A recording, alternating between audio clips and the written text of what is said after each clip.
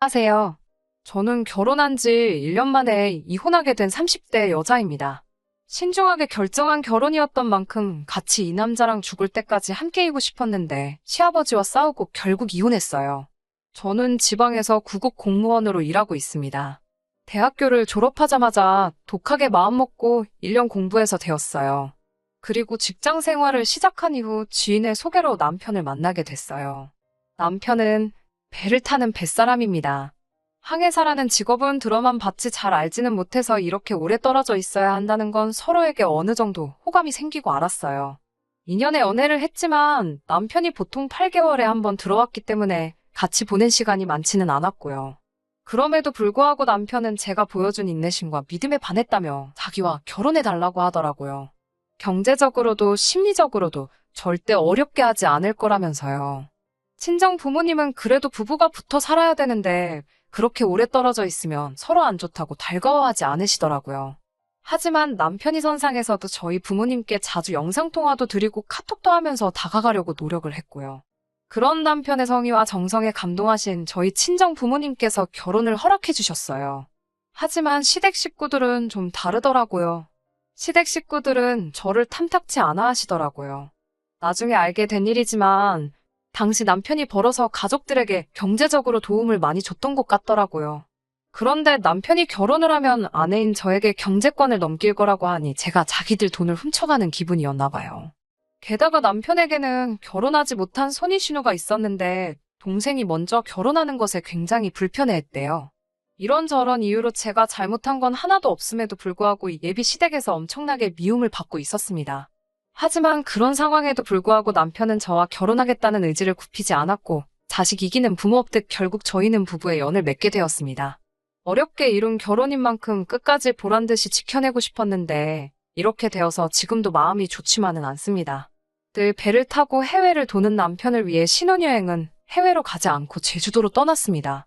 그리고 제주도에서 돌아온 지 3주 만에 남편은 다시 배를 타러 떠났고 8개월 만에 돌아왔습니다. 남편과 만나자마자 제 첫 질문은 부모님께 전화드렸냐는 거였어요.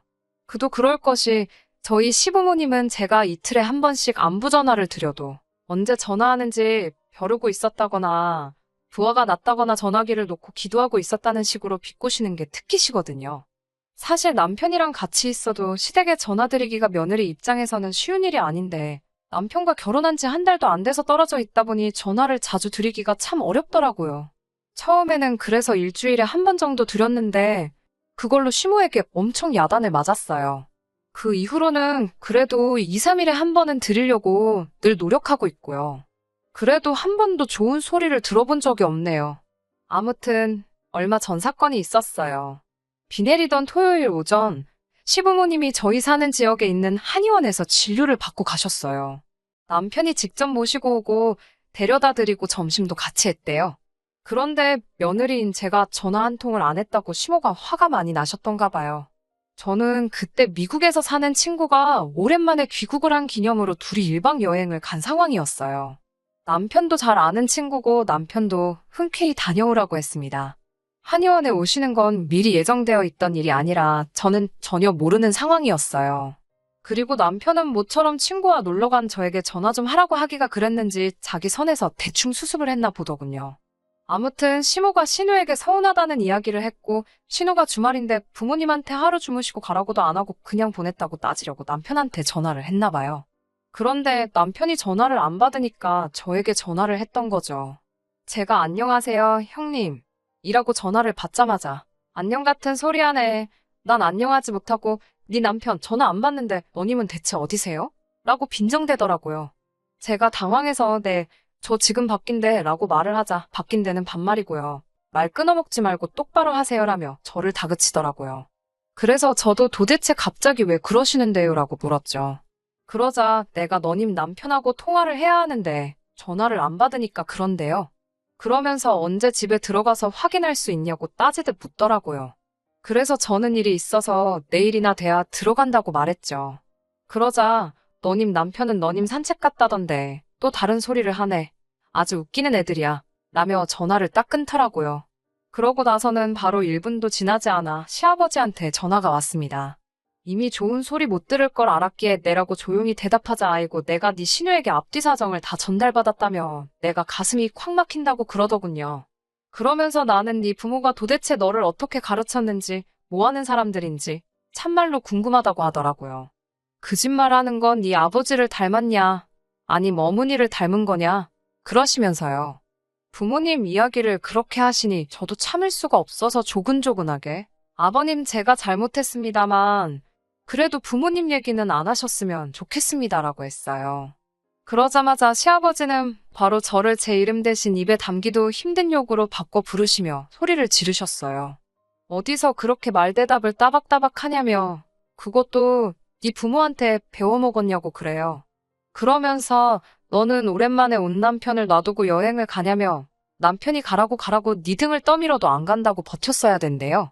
그러면서 저더러 제 대가리에 머리 대신 똥이 들어있으니 생각이란 걸 똑바로 하질 못한다고 하시더군요. 그러더니 아주 얼굴은 쳐들고 네가 뭐 그렇게 잘났냐고 혼자 생난일을 치시다 전화를 끊으셨어요. 정신이 쏙 빠져있는데 이번에는 남편한테 또 전화가 오더라고요.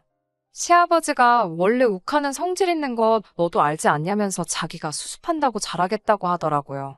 친정 어머니한테 이 이야기를 전하니 친정 어머니도 어른들이 원래 잘 안 바뀐다고 그냥 가서 듣고 있다가 죄송하다 노력하겠다 하고 나오라고 하시더라고요. 억울했지만 친정 어머니 조언을 마음에 새기고 여행에서 돌아오자마자 시댁으로 향했습니다. 그래서 시댁에 도착하니 대뜸 시아버지가 그래 네가 여행을 남자랑 갔는지 여자랑 갔는지는 모르겠지만 다 이게 네 친정에서 너를 똑바로 못 가르친 탓이라며 시아버지가 저희 부모님을 따끔하게 혼내야겠다는 소리를 하시더군요. 듣고 있기가 너무 거북하고 화도 나고 미치겠더라고요. 신우가 저를 싫어해도 제가 먼저 다가가는 게 맞다면서 윗사람 섬길 줄도 모른다고도 하고 한마디 대꾸라도 하려다 친정 어머니가 그냥 듣고만 있으라 하신 말씀이 생각나서 참을 인자 몇 번을 가슴에 새기며 노력하겠다고 잘하겠다고 했어요. 그러자 말만 번지르르한 사람치고 잘하는 사람 본 적 없다고 그냥 그런 말뿐인 말 하지도 말라 하시더군요.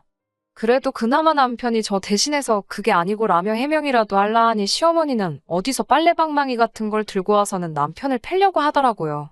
너는 내 아들도 아니라면서 내가 이 세상 뜨고 싶었다는 소리나 하시고요. 그러더니 대뜸 돈 관리는 누가 하냐고 물으셨어요. 제가 하고 있다니까 공무원 나부랭이가 그렇게 큰 돈 벌어나 받냐면서 네가 뭔 재주로 관리를 하냐고 소리를 막 지르더라고요. 제가 남편한테 어떻게 좀 해보라는 식으로 눈치를 줬지만 결국 자기 부모님이라 그런지 강하게 못 나가더라고요. 그런 남편을 보고 있으니 나는 평생 이 언어폭력을 견디며 살아야 할 수도 있겠다 라는 두려움이 몰려오더라고요.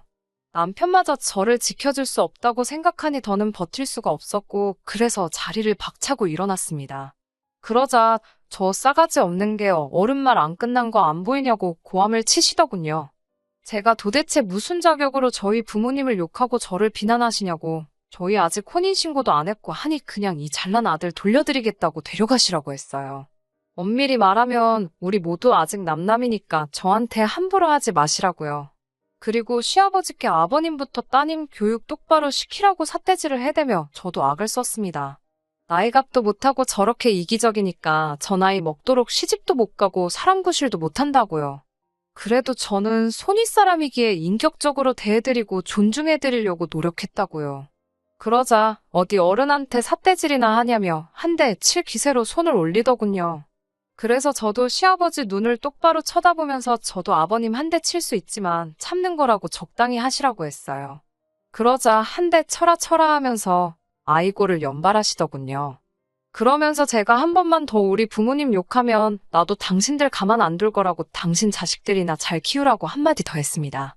남편한테도 널 믿고 사느니 내가 차라리 걔를 키우겠다고 꺼지라고 했어요.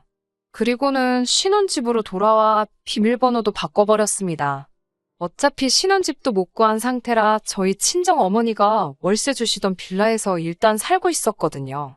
얼마 지나지 않아 남편이 쫓아와 자기가 다 잘못했다고 일단 문 좀 열고 이야기하자고 하더라고요. 저는 더 이상 너를 믿고 의지할 수도 없고 너네 부모 상대하기도 싫다고 그만하자고 얘기했고요. 그 후에 저는 친정 부모님께 전화해서 있던 모든 일을 말씀드렸어요. 한숨만 내쉬던 친정 아버지께서 저더러 그래도 잘했다고 속 시원하다고 하시더군요. 그리고 몇 시간 뒤 남편이란 자식이 와서는 자기가 일단 시부모님께 제가 반성하고 있고 와서 빌고라고 얘기했대요. 그러면서 그냥 나 죽었어 하고 기라더군요. 그 이야기를 옆에서 들으시던 친정아버지가 이 자식이라며 현관을 열고는 너 이 자식 팔다리 아주 다 부러뜨려버린다고 우리 딸 근처에 얼씬도 하지 말라고 엄포를 놓으셨어요. 장인어른을 여기서 볼 줄은 몰랐는지 걸음아 나 살려라 도망을 가더라고요. 결국 남편과는 이혼하게 되었습니다. 남편은 어떻게든 시부모님과 연을 끊고 살 수는 없다는 거였고 저는 그렇다면 어쩔 수 없다는 입장을 고수한 탓이었죠. 남편은 그래도 일말의 양심은 있었는지 짧은 결혼 생활 동안 저 혼자 외로웠던 것도 알고 자기 부모님이 별난 것도 안다면서 그동안 모은 돈은 위자료라 생각하고 저 덜어 다 가지라고 하더군요. 그렇게 적금 얼마와 남편이 채워넣은 가전제품은 제 몫이 되었습니다. 공무원이라는 안정적인 직장도 있고 벌이 좋은 남편도 있었으니 내 인생은 앞으로 평범하면서도 행복하겠다고 생각했는데 이렇게 변수가 생길 줄은 몰랐네요. 하지만 새로운 시작을 하는 마음으로 다시 한번 열심히 살아보려고 합니다. 물 흐르듯 살다 보면 또 좋은 일들이 생기겠죠.